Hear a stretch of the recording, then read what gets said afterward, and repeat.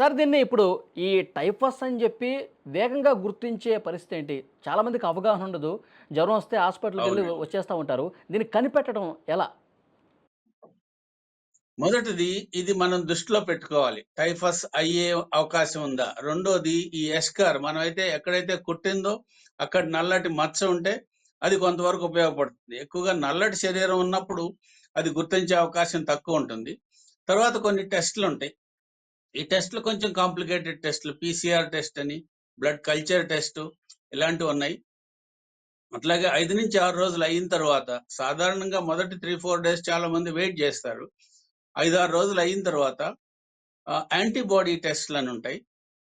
ఈ యాంటీబాడీ టెస్ట్‌లో ఇది రైజింగ్ టైటర్ గనక ఉంటే ఇది గుర్తించే అవకాశం, ఇది కన్ఫర్మ్ అయ్యే అవకాశం ఉంటుంది.